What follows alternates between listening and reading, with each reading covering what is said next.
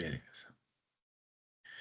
Vou iniciar formalmente. Essa é a nossa segunda aula de História do Brasil republicano. Ah, eu gosto sempre de situar um pouquinho como é que eu trabalho, quais são minhas formas, para que vocês já possam ir se acostumando, para que a gente consiga já ir pensando possibilidades que são legais. Eu preciso muito da participação de vocês. Então, vai acontecer, e não muito longe do momento que nós estamos, vai acontecer de eu começar a pedir para vocês falarem, pedir para me dar uma resposta, pedir para fazer uma pesquisa, dividir vocês em grupo. Essas primeiras aulas eu estou dando um tempinho para vocês se acostumarem, aqueles que já sabem mais da ferramenta, tem muita gente que ela não é tão do seu cotidiano assim, eu acho que é uma alternativa importante eu dar um tempinho para vocês se acostumarem a ela também, para poder buscar a aula já está com um pequeno atraso. Que história é essa? Já estamos com nada. Está no arroba moderador educacional. Eu sou o professor, já estou na sala conversando.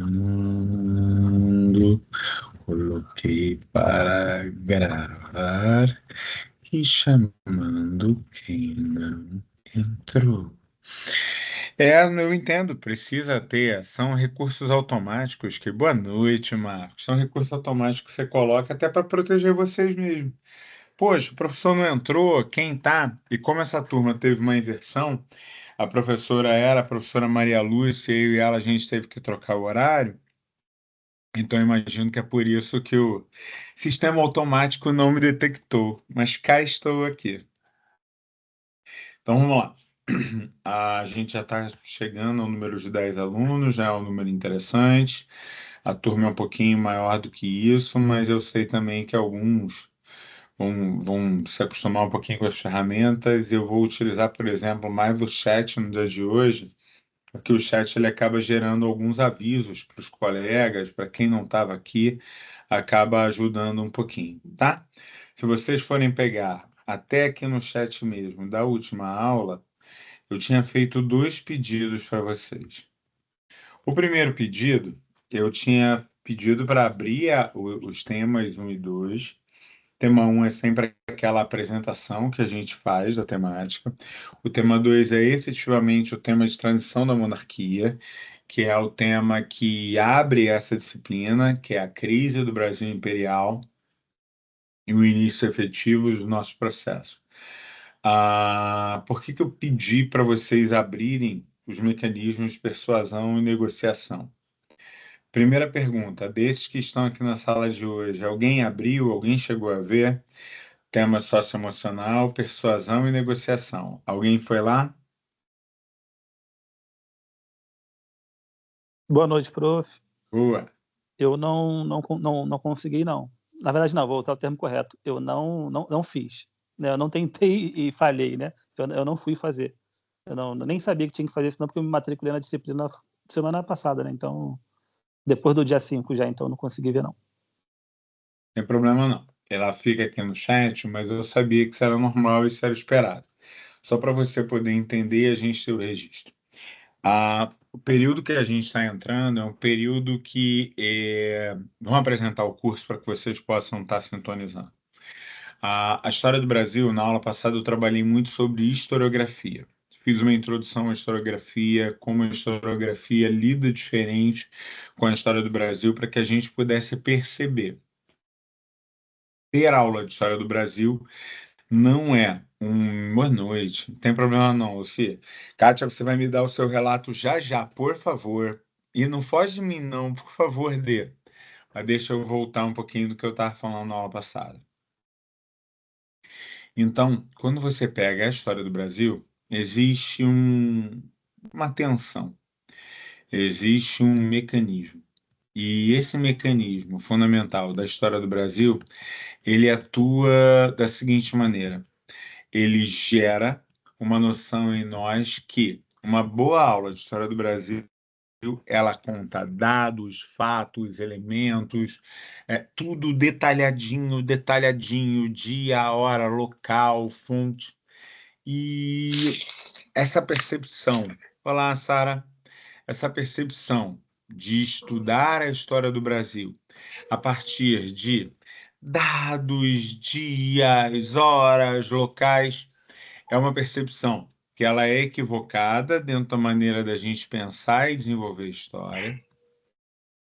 História não é uma mera coleção de fatos e, principalmente, quando a gente fala de historiografia, de uma historiografia brasileira, a gente acaba esbarrando de uma forma muito comum em um processo, quase que um movimento, de alguma maneira, de associar o fato de gostar de ser brasileiro, o fato de valorizar o nacionalismo, o fato de, com a ideia de você precisar conhecer os feitos heróicos da história do Brasil.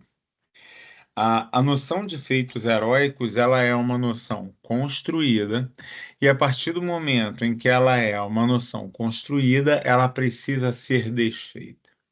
No ano passado, eu falei um pouco sobre essa tradição que foi construída no IHGB, como ao longo do início do século XX a gente teve uma crise enorme sobre isso, como ao longo do início do século XX a gente começou a ter um não, a origem do atraso, como nós ficamos, o que deu errado no Brasil. Caio Prado Júnior, ah, as visões que aparecem no Sérgio Buarque de Holanda. Depois a gente tem novos movimentos onde nós tentamos resgatar uma história brasileira de verdade que conte do nosso povo em dois momentos ditatoriais da nossa história. O primeiro, entre 1940 e 1945, durante a ditadura do Estado Novo, da Era Vargas, e o segundo, entre os anos de 1964 e 1985, durante os anos da ditadura civil-militar. Por que que era tão importante para essas duas ditaduras ou para qualquer ditadura você afirmar uma importância desse nacionalismo exacerbado? É para justificar o fato do governo ter ficado centralizado na mão de determinados grupos, em prol do Brasil, em prol da nação, em prol de construir de maneira mais rápida. É inegável que regimes ditatoriais acabam fazendo e tomando decisões mais autocráticas. Eles querem fazer aquilo que eles querem fazer e pronto. E essas decisões mais autocráticas acabam gerando uma valorização muito forte de elementos que possam vincular alguma ideia de nacionalismo. Muitas vezes nem é o nacionalismo efetivo, nem é o nacionalismo que nós podemos entender como o movimento nacional. Muitas vezes é um tipo de nacionalismo. O maior exemplo disso está, sem dúvida nenhuma, na Alemanha nazista, onde você apaga boa parte da história da própria Alemanha para recriar um ideal de uma história da Alemanha, e dessa recriação desse ideal da história da Alemanha, você acaba gerando um mecanismo, acaba gerando uma visão, acaba gerando um processo que não é exatamente o sentimento de identidade nacional, o sentimento de amor à pátria como a única forma possível. Mais recentemente, nas décadas de 80 e 90, a gente passou a debater a história do Brasil por um outro viés. E eu gosto de dar um exemplo para que a gente entenda isso sobre o principal evento inicial que eu quero falar com vocês. Para começar um curso de história do Brasil republicano, é necessário vocês saberem o que que a gente vai falar e como a gente vai falar e o que que vai levar a gente a discutir. Primeira coisa, o que que a gente vai falar? O corte original e mais direto começa no ano de 1889 e termina no ano de 1945. Eu devo me alongar até pelo menos 1954, para deixar o governo Juscelino um pouco mais adiantado, mas a gente vai estar trabalhando sobre esses olhares do que a gente tem que conhecer ali daquele momento, assim como na aula de hoje, eu vou fazer um retorno proposital. Eu vou trabalhar um pouquinho o Império Brasileiro para que a gente possa estar todo mundo na mesma página. E aí até uma pergunta importante. Não há a menor necessidade do conhecimento de uma história de maneira linear. Vocês terem visto colônia, depois Império, depois República e depois Brasil Contemporâneo. Isso não existe. Mas existe, de fato, um exercício importante de saber como vocês se situam, como vocês identificam, o que vocês lembram, o que vocês não lembram, para que a gente consiga sintonizar um pouco melhor. Eu queria ouvir um pouquinho disso de vocês. Eu queria. Vocês podem escrever no chat, vocês não precisam me falar. Mas eu queria que ou vocês escrevessem no chat ou me falassem um pouquinho do que vocês lembram de Brasil Imperial. Não importa se viram na faculdade, não importa se viram na escola, não importa se é só o que passou na cabeça de vocês. Vocês podem se manifestar para mim, pode ser aqui no chat ou pode ser pedindo a voz.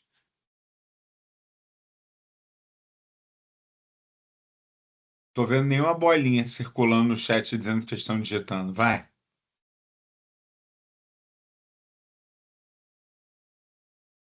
Vai você, Marcos Vinícius, primeiro. O que tu lembra de Império? Eu acho que vou preferir ligar o microfone aqui, que é melhor do que digitar Vai ali. lá, pode falar. Eu fiz essa disciplina com a professora Kátia, né, que infelizmente nos deixou aí, e em Madureira, inclusive.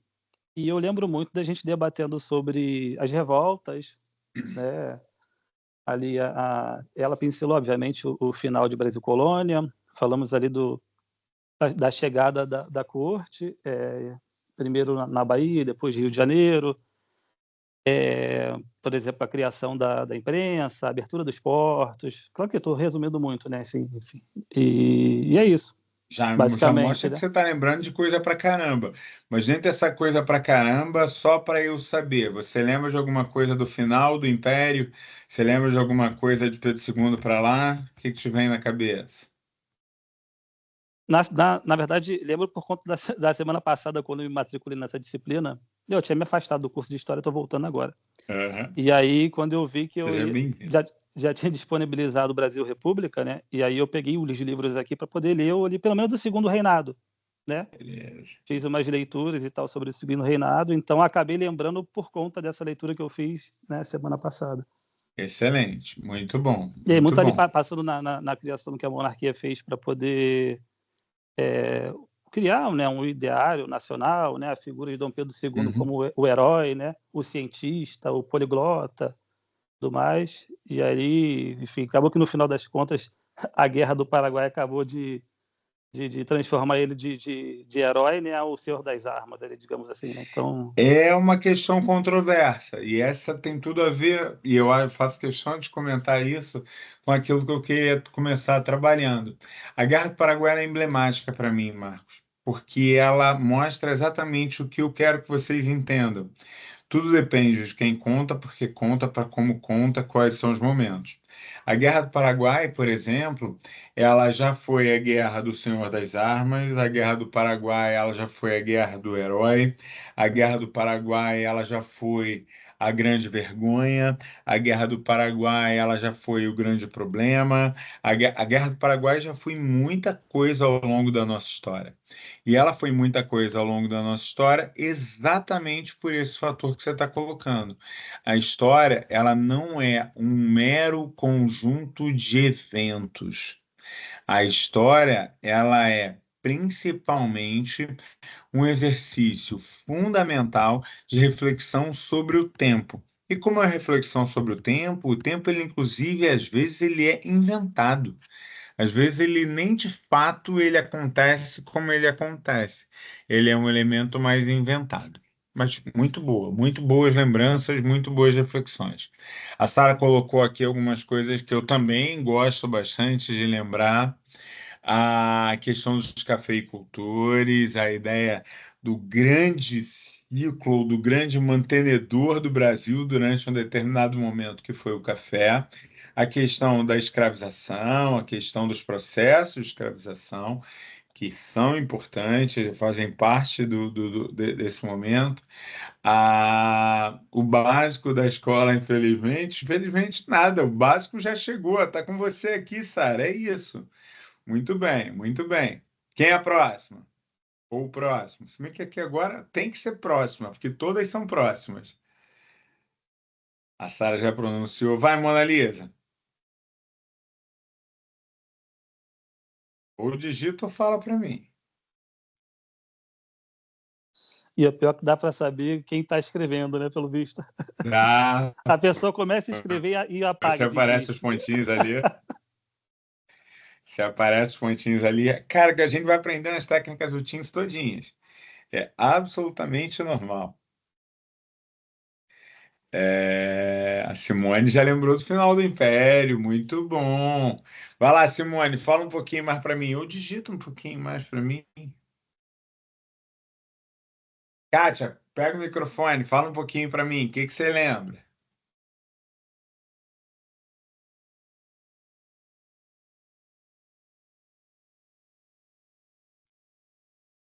Tá sem o microfone? Não, tenho certeza. Qualquer coisa, eu dou sempre o mesmo macete. A gente pode usar o celular. A gente, com o celular, se você entra na chamada, mesmo que entre pelo computador, mas bote celular também como segunda entrada, dá para usar o microfone do celular. Macetes que a gente aprende na nossa vida de Teams. Ah, não, tem mais um aqui. Fala comigo, Caio. O que que você lembra? A Gi vai falar? Fala, Gi. Não precisa fechar o microfone de volta, não.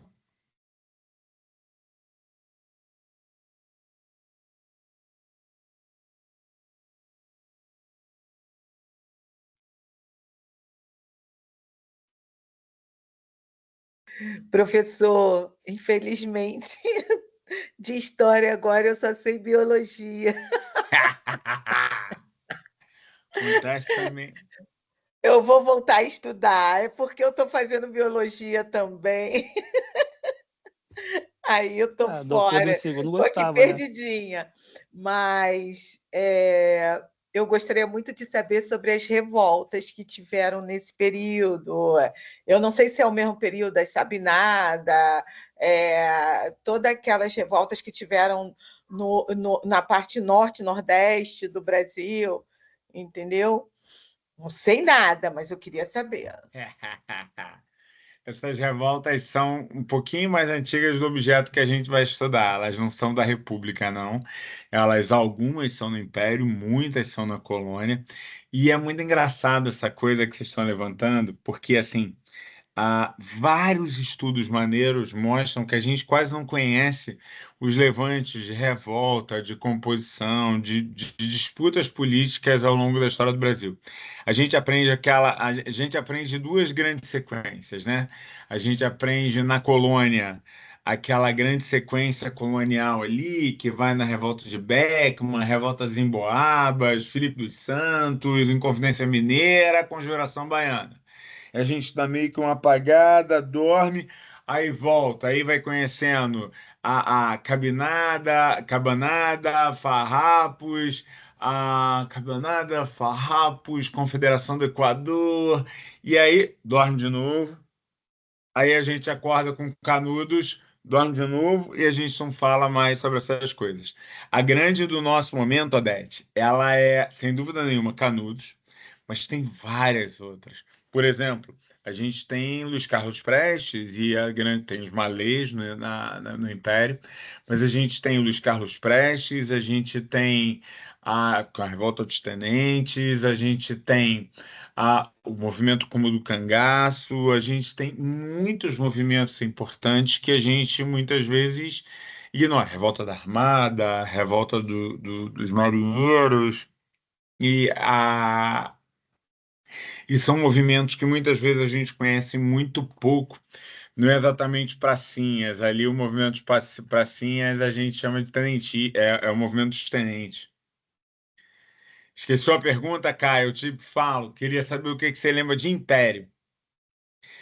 Só acabando de responder, Odete. Então, a gente vai passar por algumas delas, outras a gente vai relembrar e a gente pode deixar que a gente conta tudo por aqui. É berço esplêndido mesmo, isso aí é típico. Porque, assim, por exemplo, eu falo em batalha de genipapo, ninguém sabe. Batalha de independência do Brasil. Parece que o Brasil assinou lá em 1822, Portugal fez. Ah, então tá bom. E nada, você tem batalhas enormes em Salvador, a Batalha do Recôncavo, Maria Quitéria, e é muito.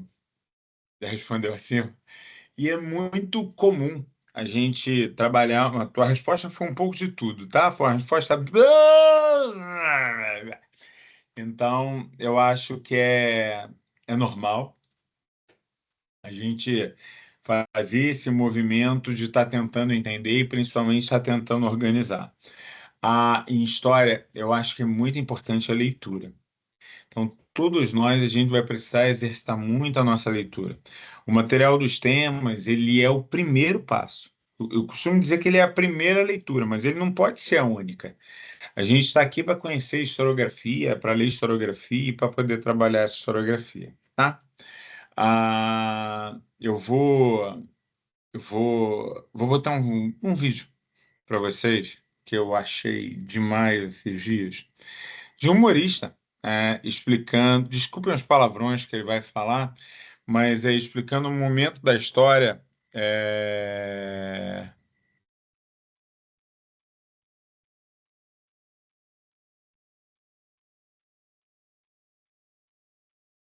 é, o momento da história, da maneira como ele vai contar sobre o 2 de julho. E por que que eu quero utilizar um humorista para contar sobre o 2 de julho, que nem é do momento que a gente vai estar tá colocando. Eu quase que estou dando um pulo para um movimento total anterior, mas é para fazer uma provocação sobre o contar história, sobre o aprender história e sobre os olhares possíveis para a história. Me permitem fazer essa brincadeira? O vídeo é longo, tá? O vídeo tem 23 minutos, eu não vou deixar os 23 minutos, eu vou nos primeiros minutos, já vocês vão ver que eu vou adiantar ele um pouquinho, depois vou deixar uns 5 minutinhos e eu volto pra gente, pode ser? Então, beleza. Com certeza, professor. Tudo de boa. Então tá bonito. Já vi que chegou aqui mais gente, chegou Samuel, salve Samuel, tudo bom? Boa noite, professor. Ué. Vamos lá. A aula é estilo rainha, né? A gente sempre Essa aula tenta, foi meu assim. caro. Se não for para Eu brincar, lembro eu nem bem. apareço. Foi. Sempre A tento. nossa maneira de trabalhar nunca foi tão Eu eficiente. sempre A sou. Mandelin.com possibilitou Eu que a nossa tento equipe fazer tivesse uma área de trabalho as lógicas de centralizada, aprendizado onde podemos do gerir jeito todos que os tá, fluxos de irmão. trabalho, arquivos, Do jeito pessoas que a e gente dados. vai Agora, brincando trabalhamos sempre de da forma melhor maneira para a sincronizada. gente poder Boa construir. noite. O som tá chegando aí? Tá bom, som. Estamos em julho. Adicto. E para ir para a Copa tem que passar na clínica de reabilitação. Antes não tem nenhum. Não tem mais um Romário. Só um vacilo de perder é Salvador. Trocou tudo.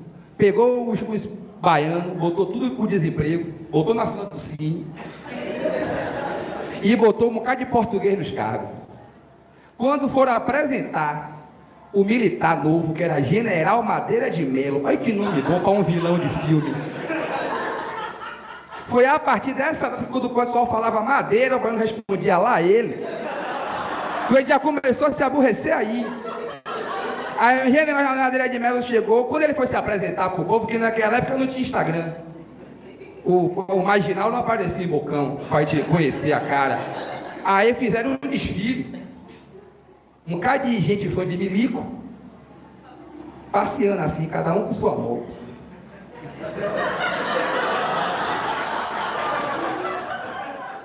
Sabe o que o povo de Salvador fez? Deu pedrada nos milicos. Pedrada!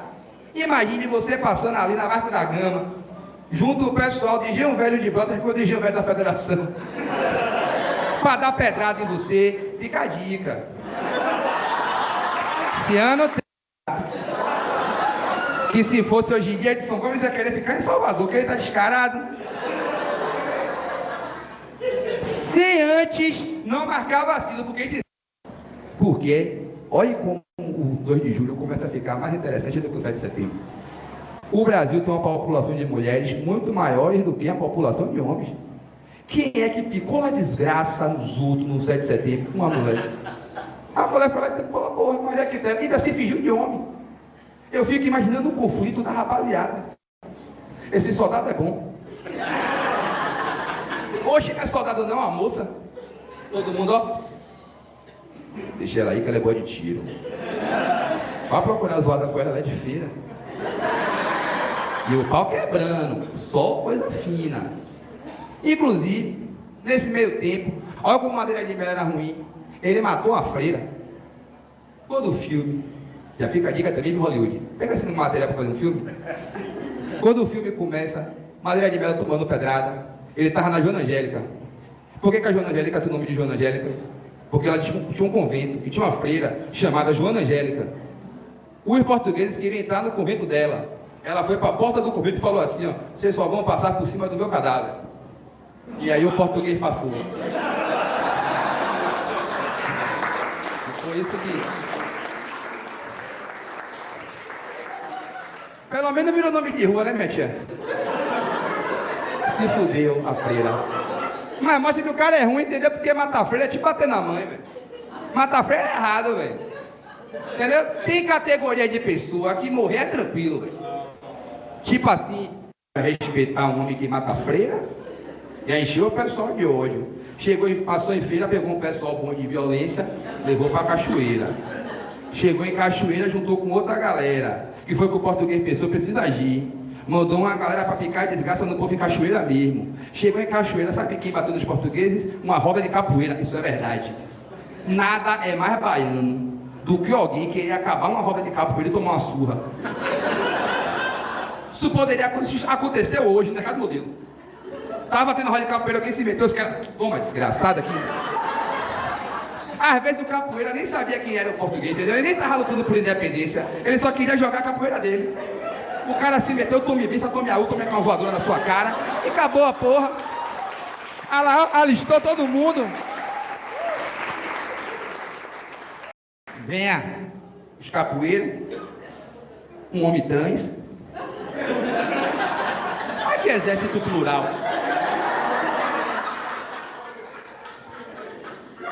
Foi para Santa Amaro, tinha o que em Santa Amaro? Índio.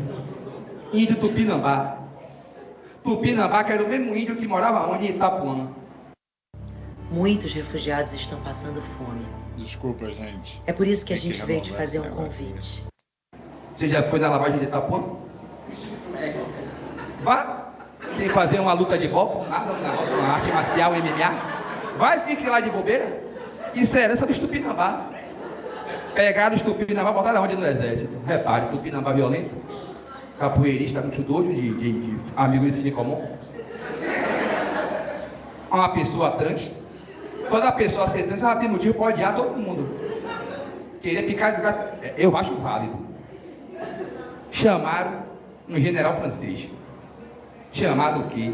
Prepara, vamos. Labatu. Por que ele não entrou na história? Ninguém lembra dele. Ele era o general. Quem é que vai ficar repetindo esse nome de bobeira? Ah, viva Labatu, todo mundo assim, ó. Sem querer, houve uma correção histórica, deram o protagonismo. Para quem foi protagonista não foi só o general. Juntou essa galera. Tomaram um pau em cachoeira. Foi o que o português pensou. Vou invadir Itaparica. Porque os homens de Itaparica é o quê? Muito ovo e pouca pica.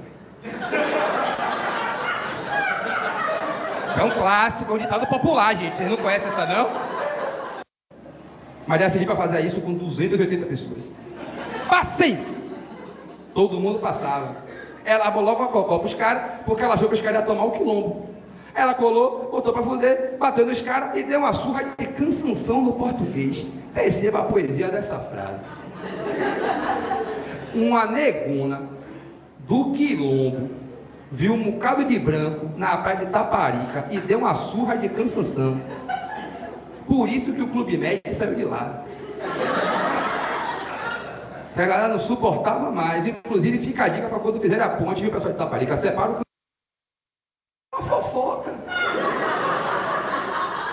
Não tem substância. Te podia ser o país da revolução e te virou o país de Léo Dias. Um otário. Ninguém tem. Porra, entendeu? O hino da ousadia dá espaço para esse tipo de gente fofoqueiro. Rainha, você tá maluco? Que história é essa que você resolveu contar? Todos os elementos contados, aliás, ele é professor de história, são fatos. A unificação do 4 de julho na Bahia, de elemento rir das piadas ou refletir, porque as piadas são pesadas, todos os fatos contados por ele, fatos. Maria Quitéria, a liderança de Maria Quitéria, a morte da Joana Angélica, o processo do Labatu, as disputas sobre a unificação e a organização do Quilombo versus capoeiras, mais os 4 de julho foi liderado por boa parte da massa que praticamente nós não estudamos quando falamos de revolução. Rainha, mas você está falando de utilizar uma nomenclatura? Não, isso é um show de piadas. Ele está contando o show de piadas. O que eu estou contando para vocês? O discurso da história não é exclusivo. O discurso da história não é limitado. O discurso da história não está somente na academia. Lembra que na última aula eu falei do samba? Hoje eu falei de piada. O discurso da história está no nosso cotidiano. Se o discurso da história está no nosso cotidiano, o que nos faz diferentes quando nós estudamos a história? Nós passamos a não só reconhecer esses fatos, reconhecer essas figuras, reconhecer esses processos, escolher que processos nós vamos estudar. Entenderam a palavra? Escolher. Eu não vou ver tudo. Não existe possibilidade de ver tudo sobre qualquer evento. Não é uma linha. É um conjunto constante de perguntas, informações, processos, leituras. Estudar a história é um grande e complexo exercício de entender que um número enorme de pessoas ama a história, leem história. Não, Rainha, você está exagerando. Então, deixa eu mostrar uma coisa aqui. Agora, uma outra coisa.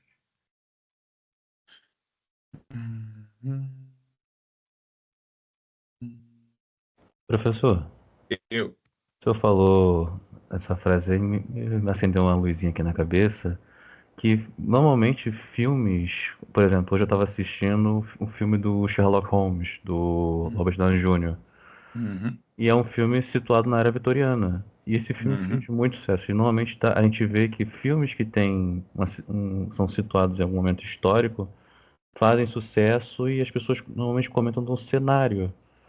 Então, como o senhor disse, né, as pessoas, sim, elas buscam história, elas buscam mais do passado, mas eu penso que elas buscam mais uma visão fora da acadêmica. Porque, convenhamos que historiador é meio chato para falar Perfeito. sobre história, né? Eu sou bastante esforçado. Eu gosto de falar e falo bem para o público. Claro que eu estou te provocando. Mas eu estou te provocando a você pensar o seguinte: por que eu tenho que ser chato?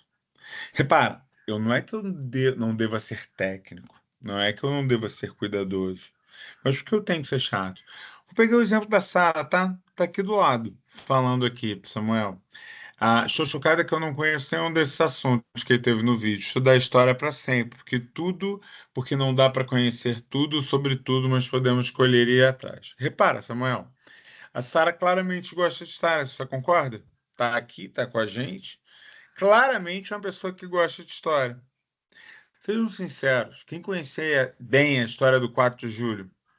4 de julho é considerado em 1823 a verdadeira independência do Brasil.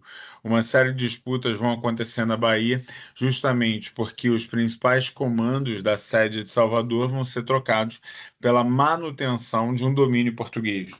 Boa parte desses grupos vão passar a ter que enfrentar uma série de resistências locais e uma série de forças e resistências da população. O acordo feito com vários franceses, os franceses apoiaram várias disputas locais aqui nas Américas como um todo.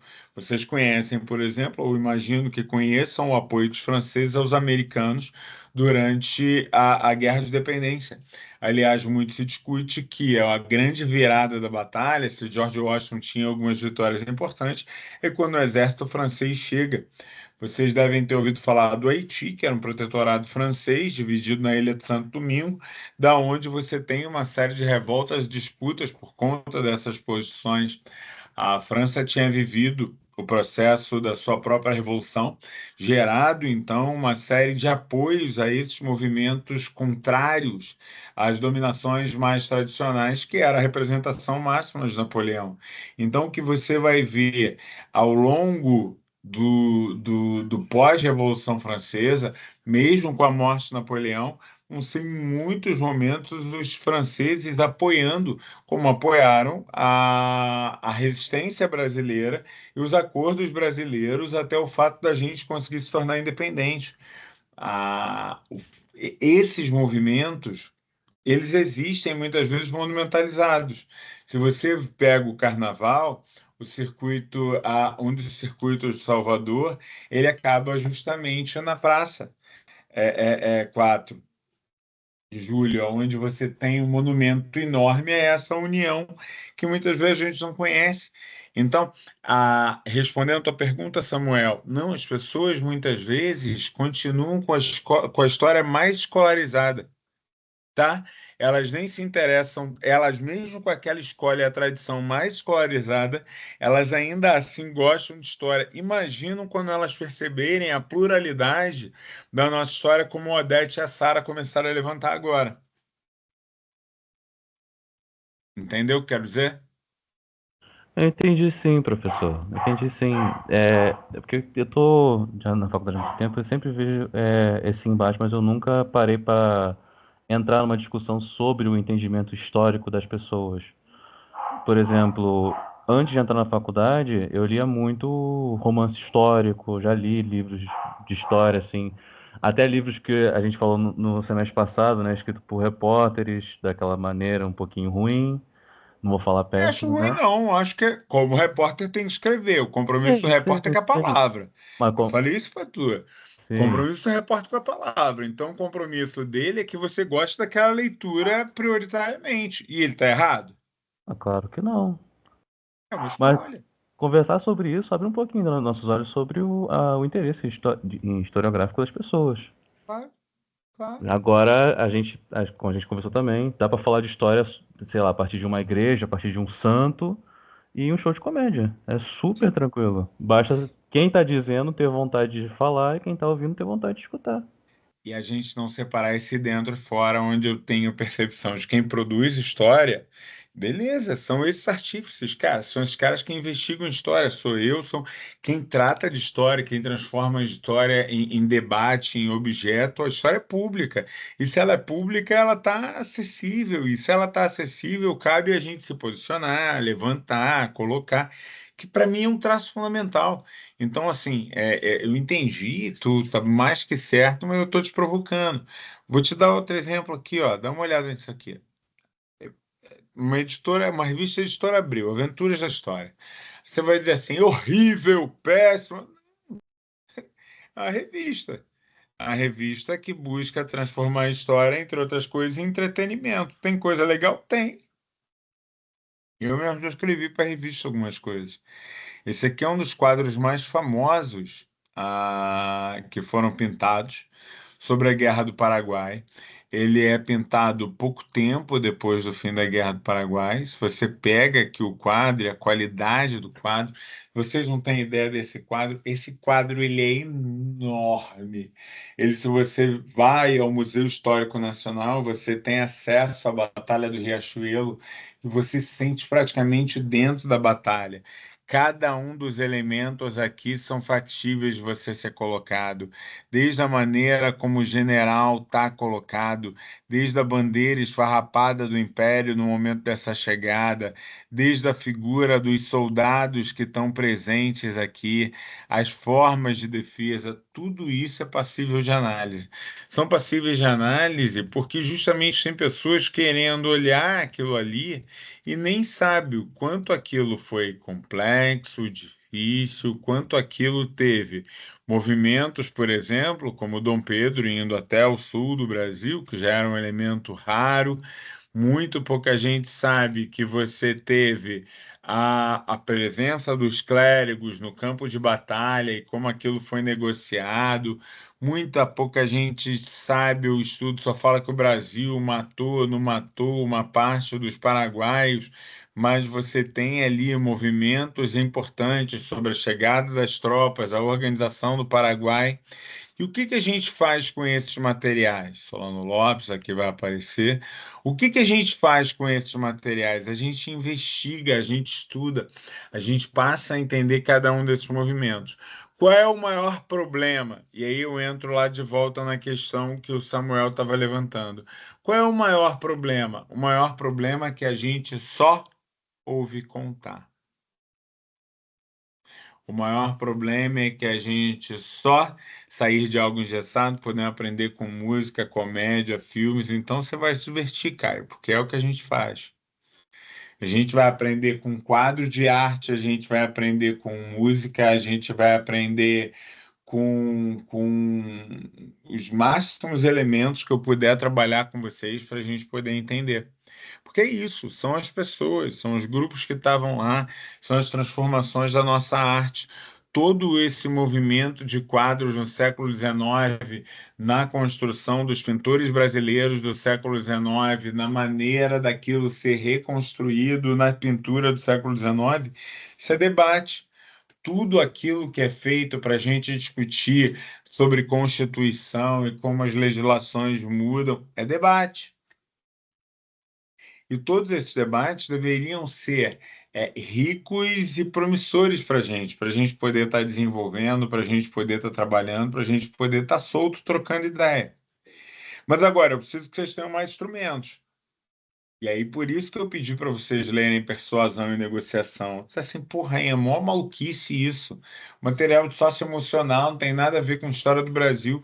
Boa parte das relações e dos debates sobre o Brasil do século XIX e a sua transição tem a ver com a formação de uma elite intelectual brasileira que passa a negociar dentro dos centros das capitais criando uma ideia de vários Brasis, mas que de alguma maneira não pretendem se separar como elemento fundamental.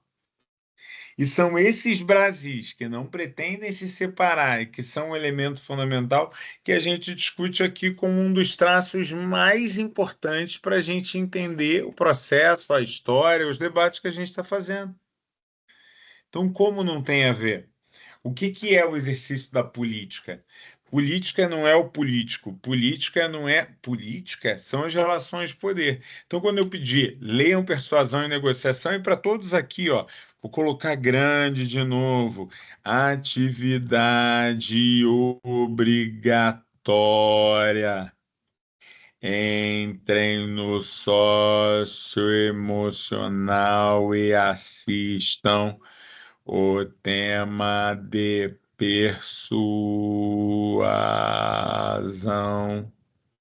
e negociação. Tanto que eu peço para vocês fazerem lá o diário de negociações, melhoras. Por quê? Porque se você entende que boa parte do debate sobre a formação dos partidos políticos brasileiros durante o período regencial, as principais você entende, cara, é um grande jogo de lideranças políticas altamente organizadas diante de um Brasil agrário, tradicional, que não se fala, que não se identifica, que não tem. Então, nós temos um grande acordo de uniões de elite. E isso é algo muito legal. Kátia, eu sei que você falou lá no início que você tinha visto, que você olhou. Dá só um depoimento mesmo. O que que você viu para os seus colegas? Pode dizer assim, achei horrível, rainha. Mas pode ser também que você achou de legal, o que que eles vão estar encontrando lá, se vale a pena dar uma olhada ou não na tua visão. Conta para mim.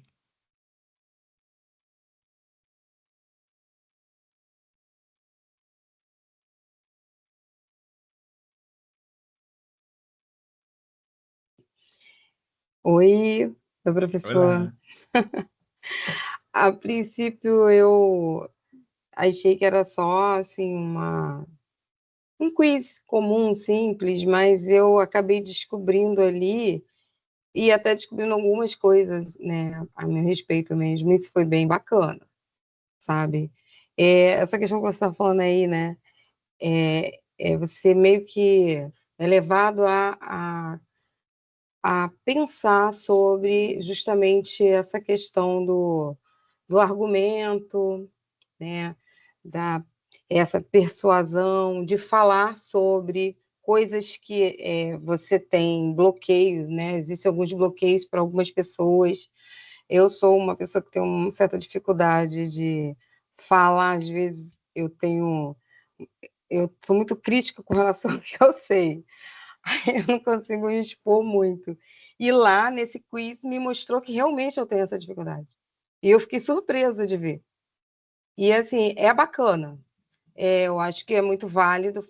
Eu falta terminar algumas coisinhas. São etapas que fazem com que você consiga realmente enxergar no seu cotidiano, no seu trabalho, até nos seus estudos, e leva você a tentar melhorar essas questões aí. Então, abriu para mim ali um leque de possibilidades de estudar, de entender um pouquinho mais sobre tudo que eu estou estudando, né? São muitas coisas, a gente, tipo, é um quebra-cabeças, e você vai montando e vai entendendo. Eu escutei você estava falando a respeito das revoluções, das revoltas, aí vem a sua mente, vai vindo as coisas assim, mas aí tem o tal do problema do bloqueio de falar, porque você sempre julga, né? Mas aí você aprende também a vender, né? A vender, que é, no caso aí, o que os políticos fazem, né? As vender as ideias, certo? Eu acho que não sei se eu estou falando corretamente. Primeiro desmonta, você está falando corretamente, porque a sua palavra é importante e aqui é o momento de você falar. Dois, poder político é exatamente o que você entendeu. Todo político o que faz, em primeiro lugar, é vender. Vender um grande conjunto de ideias aonde ele precisa ter consumidores que sustentem aquelas ideias de maneira constante. É um pouco disso. Muito bom. Você está de parabéns. E adorei a maneira como você se viu e olhou. Faça, continue, porque é isso. Alguém mais fez a experiência de tentar o material?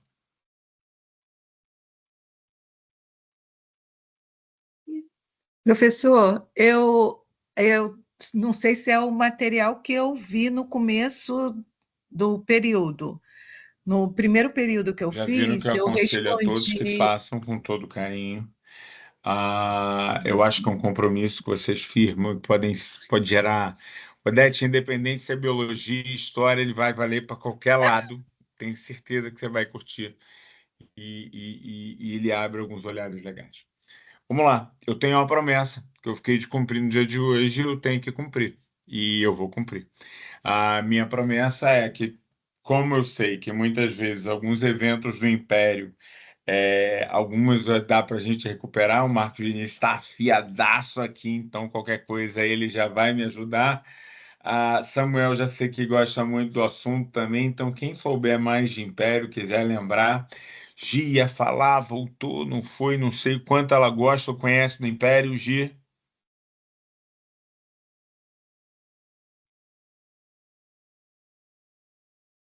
Gi não quer papo comigo hoje, não tem problema não, pois a gente mapeia mais de outro dia. Eu vou cumprir minha promessa. Vou falar um pouquinho do Brasil Imperial.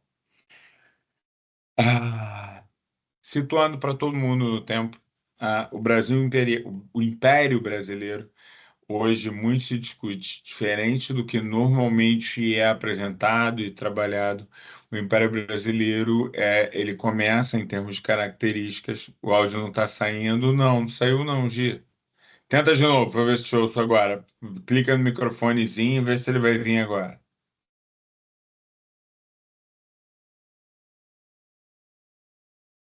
Eu vi que você desbloqueou o microfone, mas não estou conseguindo ter a honra de ouvi-la. Tem problema não. Semana que vem a gente ajuda. Não, tá bonito. Então, boa parte da historiografia, Américo Arashi, Manolo Florentino e uma série de outros autores já trabalham que o Brasil se torna efetivamente independente, ou que se torna, ou que tem um modelo de governo que se aproxima da ideia que a gente passa a trabalhar como império em 1808. Em 1808, a família real portuguesa ela vem para o Brasil e isso muda o status dessa imensa região para uma coisa diferente. Não é um Estado-nação. O Brasil, aliás, salve Caio. O Brasil, aliás, demora muito. É porque agora entrou a imagem, por isso que eu estou saudando agora nesse momento.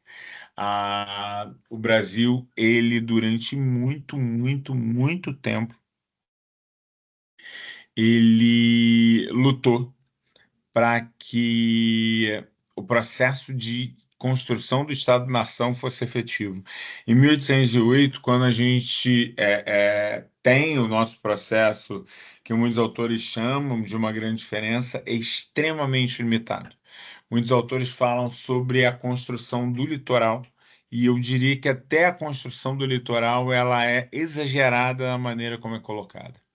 Normalmente a gente trabalha muito fortemente que algumas capitais que lideravam, obviamente, outras capitais, Rio de Janeiro, Salvador e Fortaleza, foram emblemáticas dentro desse processo de construção, e dali você vai ter, por exemplo, a Ilha do Desterro chegando, depois você tem São Paulo e por aí vai, mas todos eles em centros de cidades que negociavam, que trocavam, que estavam muito mais próximos da administração do Rio de Janeiro, que mantinham da administração de Salvador, que mantinham sistemas de trocas dentro dos portos e tudo mais. O interior do Brasil, apesar de todo o processo que foi feito com as Minas Gerais, ele passa a ser ocupado e ter elementos que se vinculam a Portugal, inegavelmente, mas como se fossem um conjunto de colônias isoladas. Tem um autor estadunidense, mas que é brasiliano, que estuda Brasil, que fala muito bem sobre isso, sobre a construção do Brasil como tendo dois grandes vice-reinos, o vice-reino do Brasil e o vice-reino do Grão-Pará. O vice-reino do Grão-Pará, que tem uma sede, uma administração, uma realidade inteiramente diferente da maneira como vai ser administrado esse restante da região litorânea do Brasil, e é a partir de uma série de mecanismos de interiorização que você vai, por exemplo, falar com a chegada da família real, com a consolidação e ampliação de algumas fronteiras, por um papel ainda não exatamente de um exército, eram as forças portuguesas, mas mais presentes. A gente invade Cisplatina, a gente entra. E aí que eu falo, né, do senhor da guerra, muito engraçado. Parece que o único conflito que a gente teve na América foi a Guerra do Paraguai. A gente invadiu o Uruguai, tomou metade do Uruguai, não devolveu metade, tomou o Uruguai inteiro, não devolveu metade, pressionamos as fronteiras do norte, Guiana, Suriname. Nós pintamos também ali naquele primeiro momento, depois Dom Pedro. Dom João VI vai negociar, mas num primeiro momento a gente fez um estrago e tanto dentro dessas relações. Em 1810, o não retorno e a abertura dos portos das nações amigas e a unificação do Brasil como Reino Unido vão acabar consolidando, então, essa elite. Essa elite passa a ter, no centro do Rio de Janeiro, um polo de irradiação e de benefícios muito mais próximos do que tinha antes na relação com Portugal, que ajuda, de alguma maneira, a fortalecer essa elite e construir um modelo que nenhum nome poderia ser mais bem apropriado que de um império. Muita gente, durante muito tempo, conceitua errado o império, acha que império é império porque é grande.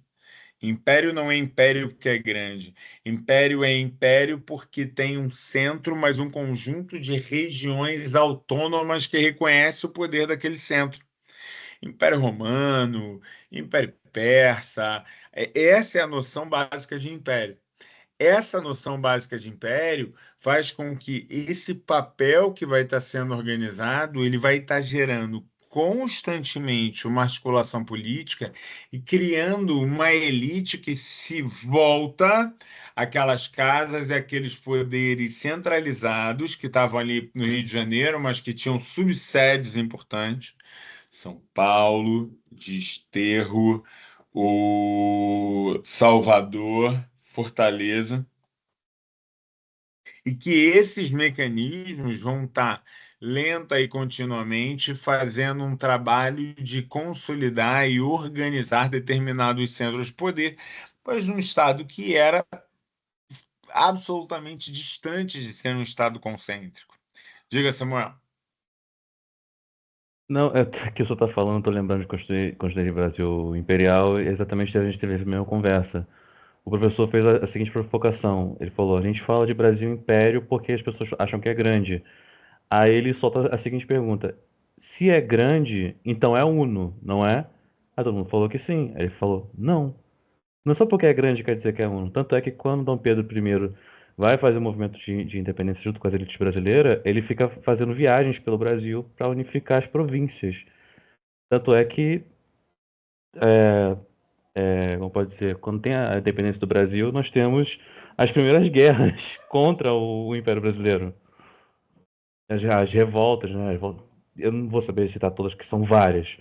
Mas é o que o senhor falou. Não é porque é império, que é porque é grande. É porque são várias regiões conjuntas ali dentro daquele espaço dominado. Enfim, só lembrei disso só. E aí, disso que você lembrou, eu vou te dar só um exemplo, já que eu já falei do 4 de julho que ninguém conhecia e você levantou de outra, eu te conto uma. Você conhece a Batalha do Genipapo? Aí você fala assim, tá zoando, tá inventando isso aqui agora. Eu já Que eu ouvi não, falar. Eu já ouvi eu falar. vou mostrar. Batalha do Genipapo. Eu já orientei um aluno sobre isso. Portugal contra o Piauí. Esse é muito grande, quero um melhor. 6 minutos, tá bom. Só para, enquanto está preparando, eu quero que vocês entendam o seguinte: essas províncias, essa administração eram absolutamente autônomas, boa parte delas. Então, o que você teve foi uma disputa sobre essas províncias, sobre o que era mais interessante, continuar respondendo centralmente para Portugal, continuar respondendo centralmente para o Rio de Janeiro. Não existe, gente. Não... Por que o Rio de Janeiro não conta essa história e boa parte da história era contada a partir do Rio de Janeiro? Porque não existe essa leitura para o Rio de Janeiro. O Rio de Janeiro fez um acordo político. Já a Sergipe, Salvador, a Recife não fizeram acordos políticos. Teve luta pela independência, teve processo de disputas graves pela independência. Em São Paulo você tem ameaça de levante, no Sul você tem levante. Sete Povos das Missões, o grupo tem que sair daqui porque o Brasil fala que não vai negociar. Então, toda a imagem que vocês têm de que a independência brasileira é um negócio pacífico, construído pela ideia do hino, que nós amarrentamos independência ou morte, é conversa. Mas agora, por que que... E aí vocês têm que se perguntar por que que eu aprendo dessa forma? Porque existia um objetivo. O objetivo era contar uma história, era criar um modelo. Que modelo é esse? Ah, é o modelo que vai estar fundamentando uma ideia de um Estado único. Um país que tem por princípio ter as suas fronteiras únicas. E aí eu vou falar já já que não é bem assim. Mas vamos ver um pouquinho de Genipapo.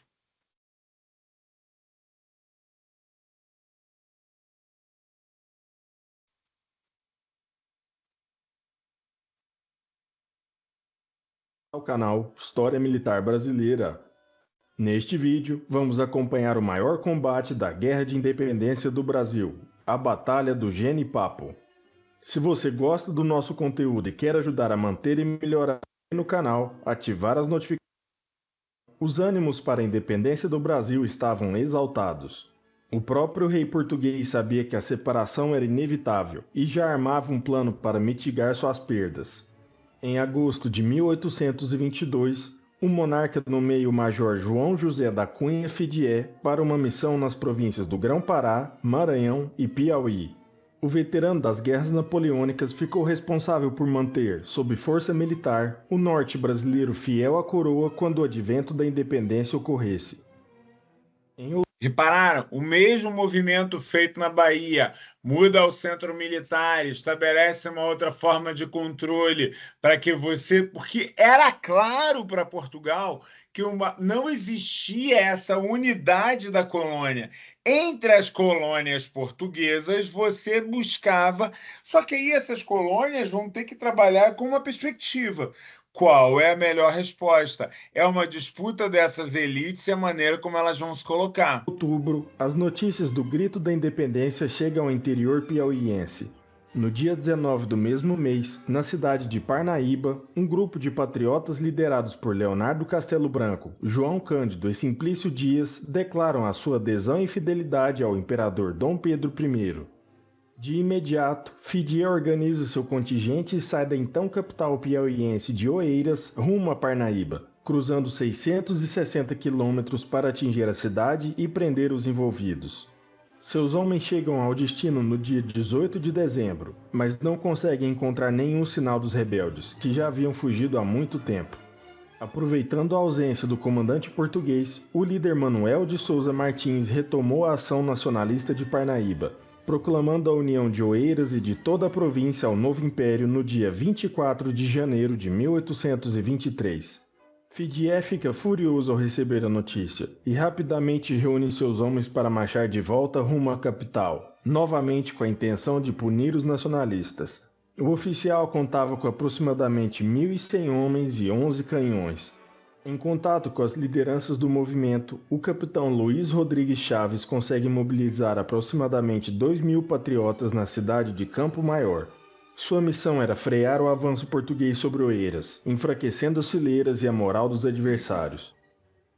Os brasileiros são dispostos ao longo das margens do leito seco do rio Genipapo, por onde a tropa inimiga certamente iria atravessar, e ali seriam emboscados. Como a estrada se bifurcava adiante, o capitão dividiu o contingente em dois, para segurar o encontro com os portugueses. O flanco direito ficou às ordens do comandante João Alecrim da Costa, enquanto o esquerdo sobre o próprio Rodrigues Chaves.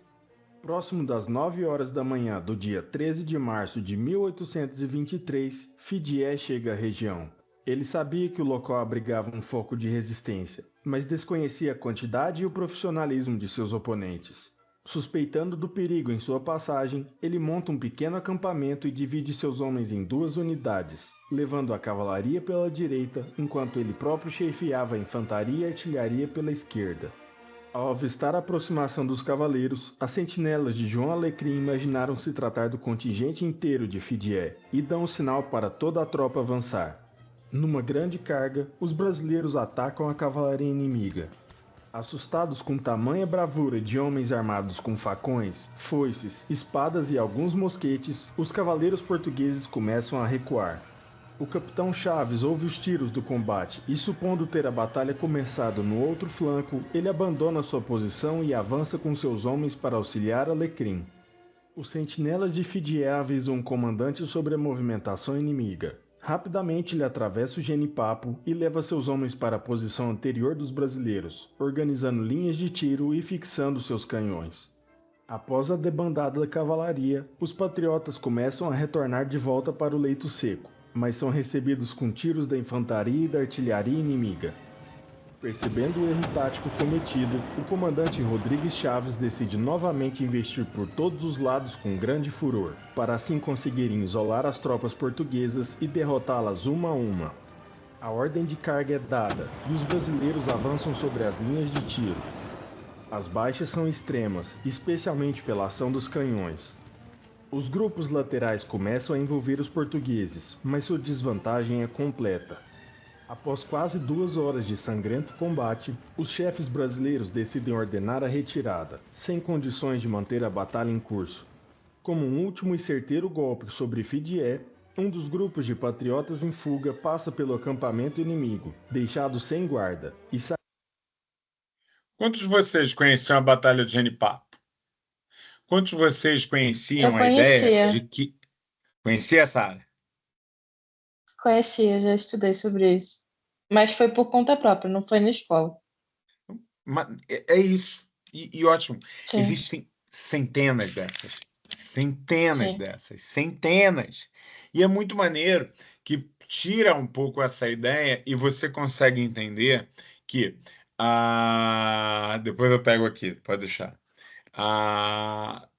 Conheci o nome apenas, já tinha visto. Só para que vocês tenham uma ideia sobre isso, eu gosto sempre de trabalhar a ideia de que a gente falar que primeiro veio o dia do Fico, depois veio a carta, e 7 de setembro de 22, é tão pequeno, é tão redutor, do que você entender que elites brasileiras em momentos diferentes tiveram disputas sobre aqueles processos.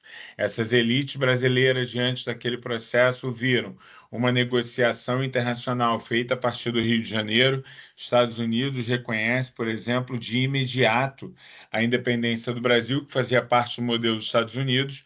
O Brasil, fortemente influenciado pelos Estados Unidos, em boa parte da sua elite do Rio de Janeiro e de Salvador, começaram a discutir se a gente faria o modelo de federalismo ou não. A ideia da gente ter estados diferentes, aonde, de alguma maneira, cada um deles tivesse ter autonomia ou a gente ia manter uma certa centralidade. Então, você passa a ter esses mecanismos colocados e trabalhados aqui de uma maneira normal. Ao mesmo tempo, você vai trabalhar a ideia de, muitas vezes, a necessidade de uma unidade dos debates. E aí, quando você pega esse fenômeno, você consegue entender bárbaros, você consegue entender Genipapo, Sete Povos das Missões, 4 de julho, você consegue entender boa parte dos mecanismos e de como esses mecanismos estão estruturados para que você tenha aquela negociação política versus uma negociação local.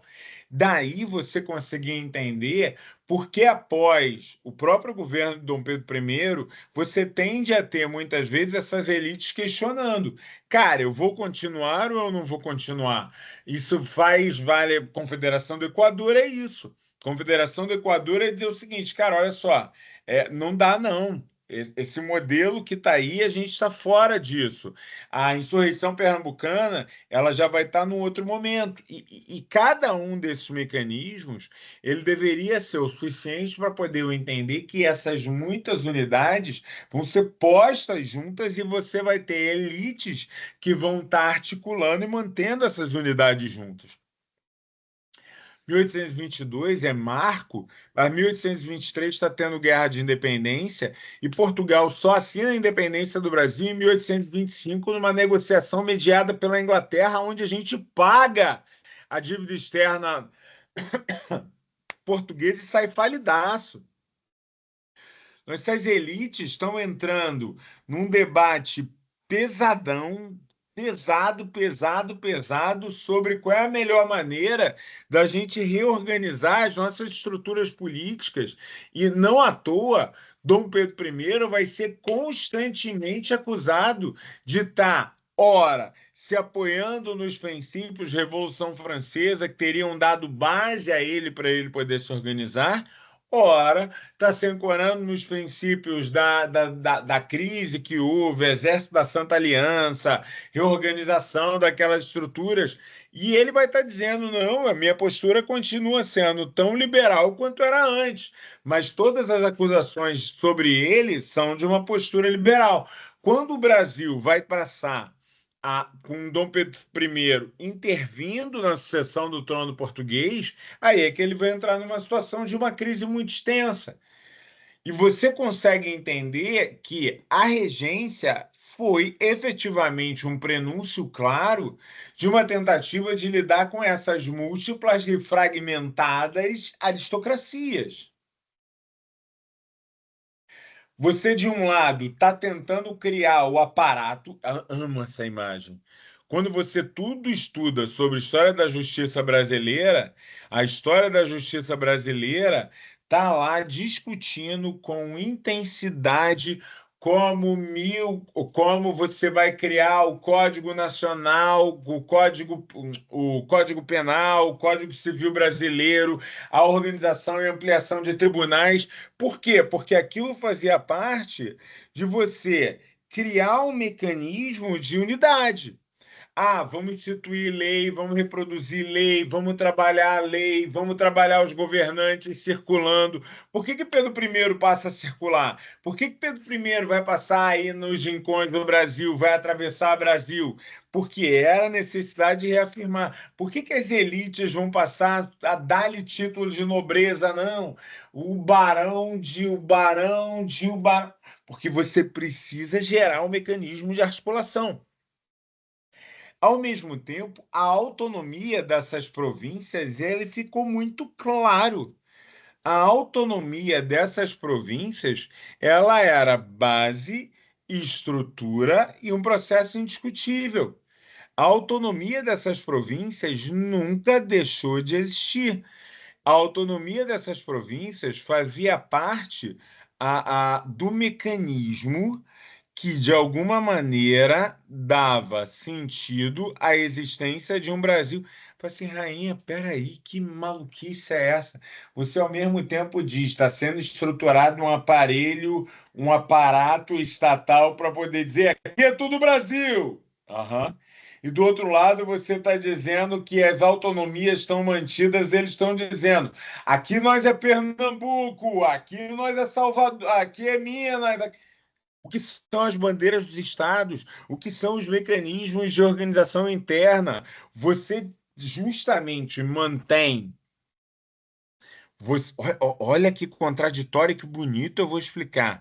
Você mantém a base, você mantém a base pela autonomia. Vale mais a pena eu estar no Brasil, vale mais a pena eu fazer parte do Brasil do que eu estar negociando independente. Não, rainha, isso não existe. Fragilidades da América Latina de grupos menores com grupos em grande disputa. Política dos Estados Unidos cada vez mais efetiva sobre controle e influência. Lobo mau está lá fora. Para Portugal não quero voltar. É melhor a gente ficar aqui abraçado. Mas tu não se mete na minha autonomia, não. Tu não se mete nas minhas coisas, não. Nas minhas coisas, mando eu. As províncias com grande autonomia, com grandes mecanismos provinciais. Rainha, mas isso não existe, não. Não. Eleição no Brasil funciona por grandes núcleos decisórios lineares ou é marcada, na sua grande maioria, por autonomia de políticos locais? Peraí, Brasil é muito grande. Olha para o Rio de Janeiro ou para a sua cidade. Os políticos normalmente são eleitos pelos seus partidos ou pelas suas influências locais? Não, rainha, tem gente que é pelo partido. Eu sei. mas normalmente é pelos grupos que eles representam localmente.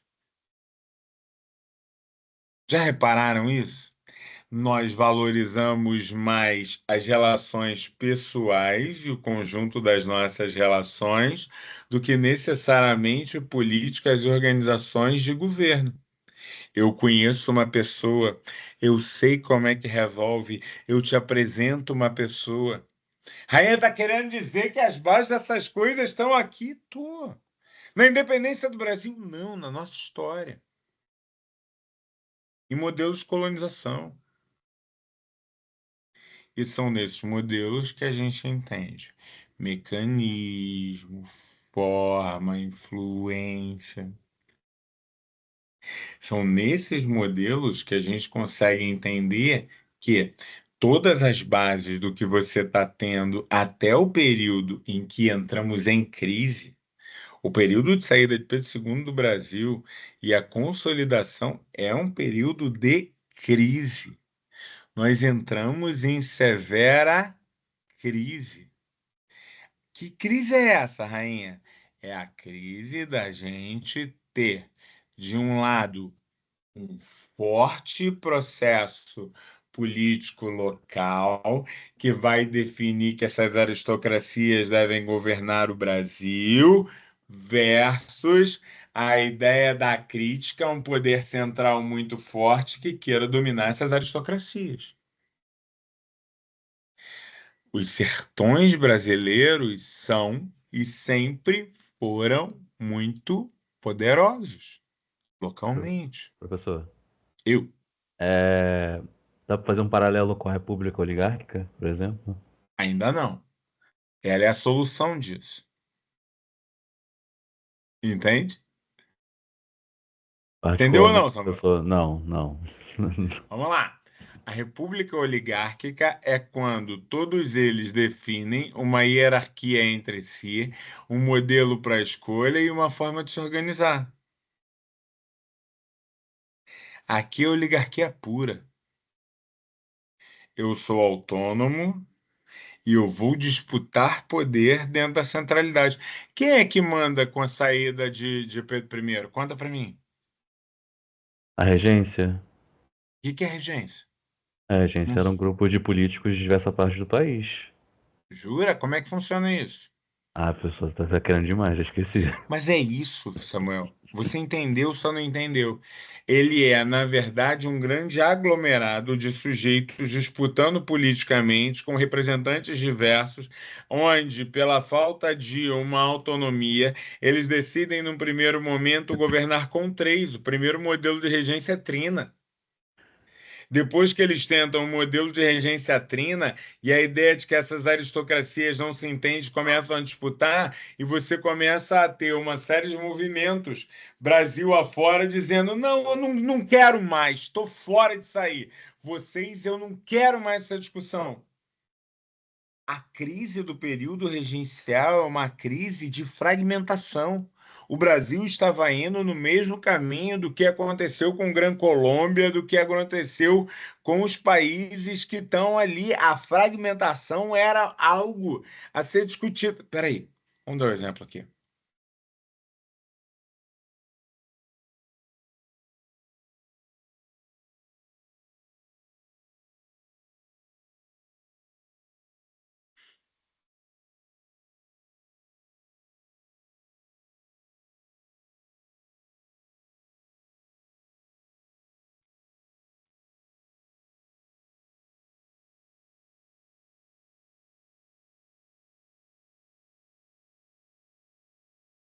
Eu estou querendo achar um vídeo bom, porque eu gosto desses vídeos para. Aqui é muito resumido, é feioso. Do isso mesmo? Não. Hum, vamos nesse aqui mesmo. Não é o melhor não, tá? Mas já me dá subsídios que eu preciso para te mostrar isso. Aguenta aí.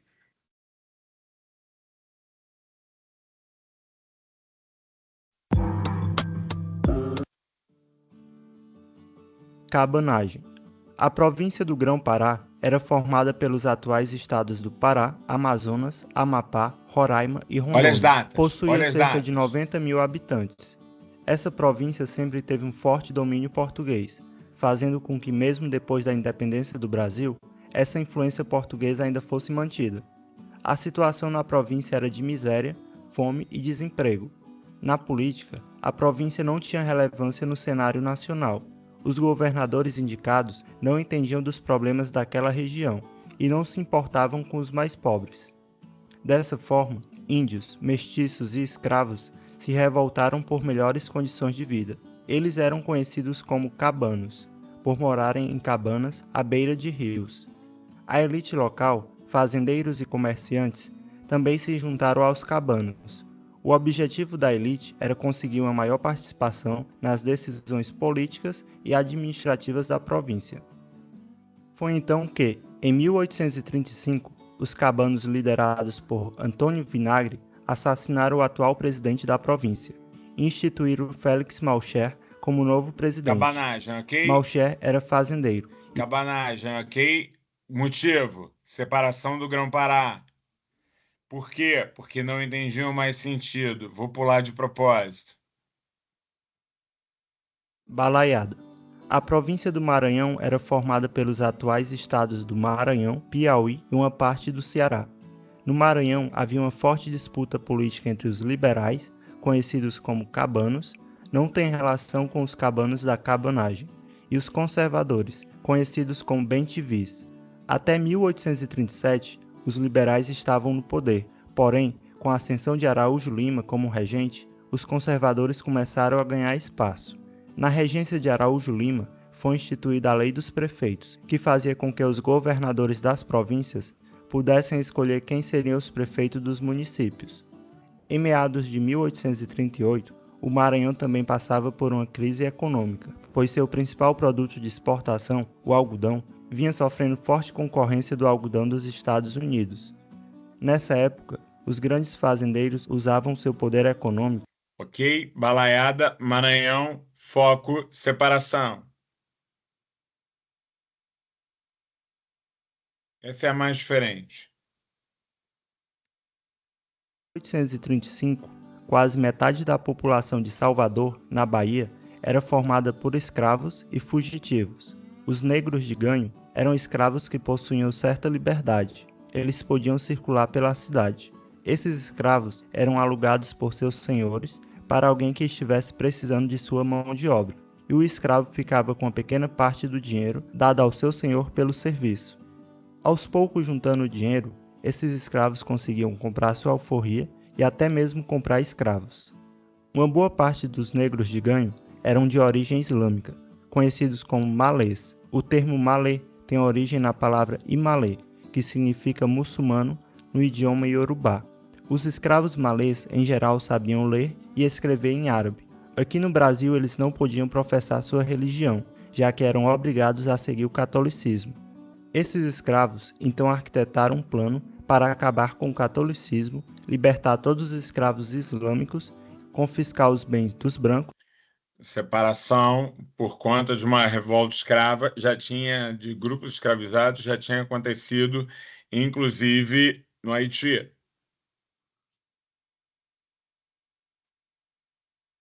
Revolução Farroupilha. No século XIX, o Rio Grande do Sul era o grande fornecedor de charque, couro e sebo para o restante do país. Porém, algumas províncias reclamavam que esses produtos fornecidos pelo Rio Grande do Sul possuíam preços elevados. Então, o governo central diminuiu a taxa cobrada para produtos similares que vinham da região do Prata, ou seja, que vinham de fora do país, e aumentou os impostos sobre esses produtos no Rio Grande do Sul. Indignados com essas atitudes do governo central, os donos de grandes propriedades rurais usadas para a criação de gado, chamados de estancieiros, se revoltaram e, liderados por Bento Gonçalves, tomaram Porto Alegre e proclamaram a República de Piratini, ou República Rio-Grandense, isso em 1836. O italiano Giuseppe Garibaldi, um dos líderes da unificação italiana, também cooperou com o movimento. Em 1839, o movimento chegou em Laguna. Ok?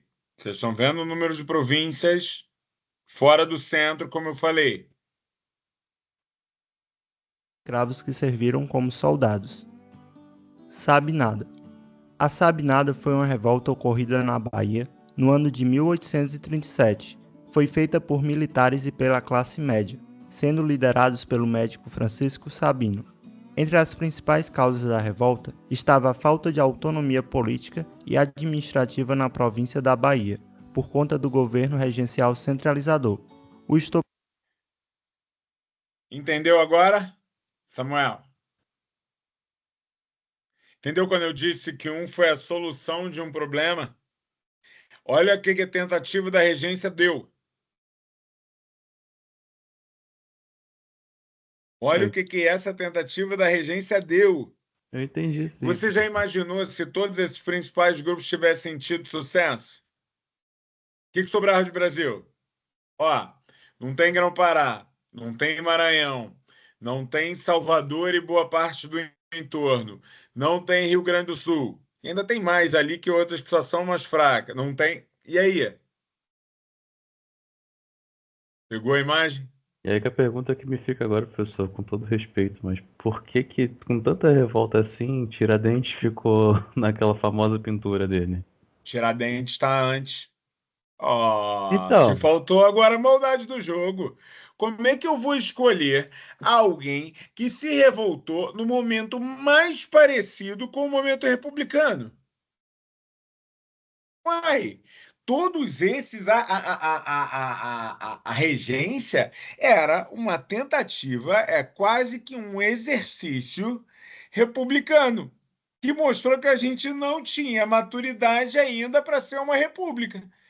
A gente tentou, de toda a forma, virar uma república ali naquele momento. E qual era o resultado? A gente esfacelar. Professor, Como é que você faz para não esfacelar? Você dá um beijinho na mão do imperador e fala: moço, desculpa por tudo. Preciso de você. Sem você não sei viver. Essa gente é doida, vão tudo embora. Mas assim, rainha, porra, tá brincando, rainha, tá querendo me convencer que a figura de um imperador vai mudar alguma coisa? Segundo Weber, existem 3 formas de se exercer poder. O poder coercitivo, quando você tem muita força para poder fazer aquilo e você não tem como lutar contra. Não era o caso. O poder institucional, você acredita que aquela é a regra, aquele é o valor, então você não quer sair dali. E o poder carismático, quando você acaba por criar toda uma noção, o imperador é heróico. Leão nas Barbas do Imperador, da Lilian Schwartz. O imperador é heróico, o imperador que de alguma maneira dá o sentido, mantém a existência ali. O imperador é meio índio, é meio mágico, é meio tudo. O imperador é cientista, tá no mundo. O imperador visita, olha, manda a palmeira pra gente. A figura do imperador foi tão forte que a gente não mudou as cores da bandeira. São as mesmas cores da bandeira do Império. Perfeito. E não tem nada a ver com o Brasil, né? É Habsburgo e quem? A outra? Não, a República, ela tem, vamos lá. Uma vez um professor me corrigiu sobre isso, porque eu falava pesado. Não tem a ver com as matas do ouro. Peraí. Assim é se lhe parece. O discurso e o motivo daquelas cores não eram esses. Mas a partir do momento em que se consolida aquela imagem, que se consolida aquilo, o discurso passa a ser esse. Falei, tá certo. Ciência lhe parece. Professor, eu fazer uma provocação, uma pergunta provocativa. Diga. Você acha, então, que o que Pedro II conseguiu de positivo na intenção dele, de construir para ele e para o Império, de certa forma foi usado contra ele quando ele cai pela República? Acho Porque, que não. tipo assim, ele conseguiu construir toda aquela visão de nacionalismo, né? Entre aspas, nacionalismo entre aspas, né? De patriotismo e tudo mais. E a República, ela de certa forma, ela consegue pegar isso tudo que foi construído no iniciozinho, né? Para conseguir, né? De certa forma, derrubar. Eu acho que não. Deixa eu provocar. Pensa comigo. Se eu imaginar que Pedro II sozinho articulou alguma coisa, eu estou cometendo um erro positivista, Marcos. É um olhar positivista. É o olhar de que o grande personagem faz. Eu estou trazendo a inversão direta. Pedro II é símbolo. Pedro II é símbolo. O fato dele ser símbolo não tira ele da condição de símbolo. Ele não faz. Ele articula, ele está junto, ele está em meio, mas ele não faz. Eu É falei do você símbolo pensar mesmo, que professor. boa parte do discurso da construção do IHGB não foi nem de Pedro I, nem de Pedro II. Foi de Zé Bonifácio. É você pensar que essas aristocracias em conflito, certamente, se tinham aquelas dissidentes, você tinha aquelas que estavam dizendo: ô, gente, nós vamos perder dinheiro. Para com isso, vem cá. Então, a construção das imagens, ela é um elemento importante, ela faz parte da nossa consolidação política, mas ela não é exclusividade do Pedro II. Ela não é nem de perto exclusividade do Pedro II. Não à toa, se você for perceber, a gente continua, aliás, sendo absolutamente apaixonado, visceralmente, por essas figuras. O Vargas explora isso, a ditadura tenta explorar isso, não tem lá muito sucesso. O lulismo explora isso, o bolsonarismo explora isso. São características políticas da maneira da gente lidar com determinados fenômenos. Eu acho que o senhor tocou em outra figura apaixonante, Getúlio Vargas. Até hoje existe uma certa paixão por ele. Não falando Eu não passo que pano, é não. majoritário, só que existe uma paixão pela figura de Vargas. Eu não vou passar pano para não. Mas, contudo, entretanto, eu entendo. E são as lógicas de você entender como você tem essas figuras sendo transformadas. Vargas não é Vargas sozinho. Pedro II não é Pedro II pela sua articulação pessoal. Nem lulismo, nem bolsonarismo são articulações pessoais, eles são símbolos de outros grandes processos. Sim ou não? Consegui Com acabar nem a revisão, rapaz. Não certeza, cheguei professor. nem no Pedro II ainda. 27 já, não consegui chegar nem no Pedro II. Mas vamos lá. Vamos combinar assim. Eu vou de Pedro II da aula que vem, pode ser? Deixa eu deixar aqui registrado para poder não esquecer. Foi isso mesmo que eu quis dizer. Acho que me expressei mal. Todo movimento arquitetado de pessoas ao redor dele pode construir uma boa imagem, fez com que, na minha opinião, fosse favorável para a derrubada do próprio império. Eu acho que não. De novo, Marcos, a, é, é a sucessão do processo. Cara, o quadro Pedro Américo. Lembra do quadro Pedro Américo? Pedro Américo é um pintor brasileiro famoso, onde ele pinta O Último Baile. Aliás, essa história é lindamente contada no Samba Enredo de Silas de Oliveira em 5 bailes da história do Rio. E no último baile, no céu, você tem representado o dilema brasileiro. Continuaremos a ser um império ou nos tornaremos uma república? Mas isso tinha muito a ver com a ideia de que tínhamos maturado o suficiente ou não, porque a ideia de se tornar republicano naquele momento era fato. Mas a Inglaterra é um processo histórico totalmente atípico. Se tornar republicano era uma questão de tempo, ponto. Não é essa articulação que ajuda a que caia. Essa articulação é que talvez faça com que quase não caia. Para que cairia, a pressão já era total. Total, total.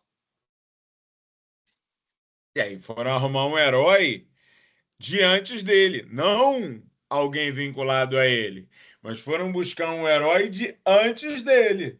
Foram botar lá no Tiradentes, transformando Tiradentes em Jesus para poder construir a imagem. Boa pergunta, Kátia. Os símbolos são uma ferramenta de controle? Símbolo é símbolo.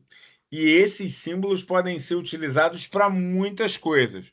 Para a união, para a identidade, para salvação e para controle.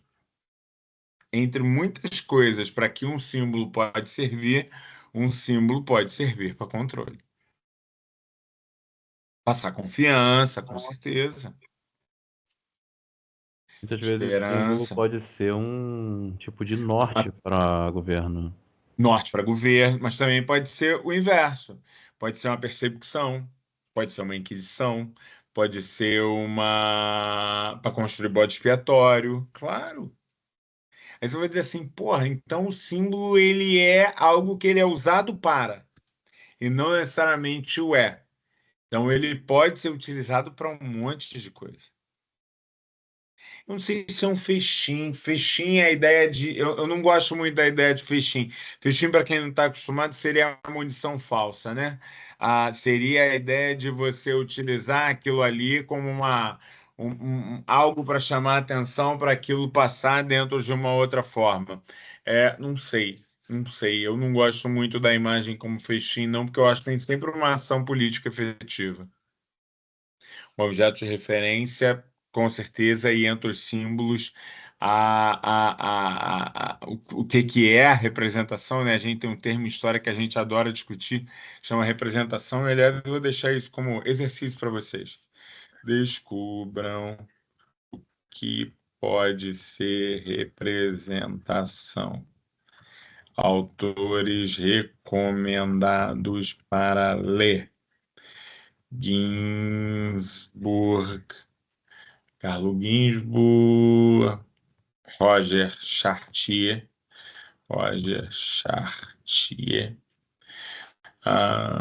Ginsburg, Roger Chartier. Tem um outro que tá na minha cabeça agora, fugiu o nome. Vocês dão uma olhada nesse aí, depois vocês podem dar uma olhada em outros que podem ajudar a pensar sobre isso. Fora isso, não esqueçam. Ler o tema. Queijos vermes menos, tá? O melhor é o óleo de madeira para fazer sobre isso. O queijos vermes é uma excelente referência. Não esqueçam de ler o tema 2 para a próxima aula. Achei divertido. Espero que vocês tenham curtido, espero que vocês tenham gostado. Para mim passou rapidinho, 22h31. Tenho que liberar vocês, mas achei divertido. Achei Professor, light, achei que a gente está no bom caminho. Podemos seguir? podemos. Professor, só uma perguntinha. O último autor, ele é francês? É. Ah, então eu sei o que o senhor tá falando, também esqueci o nome dele. Mas tem outros, tem uns caras bons também, tem gente do Brasil, tem o pessoal de decolonialidade, tem uns livros maneiros para poder ver. Mas dá uma buscada, porque eu acho que é bom para se divertir um pouco. Tá bom? Valeu, professor. Obrigadão, hein? Professor, Valeu, minha gente. Fiquem com Deus. Grande boa noite, abraço. professor. Boa noite.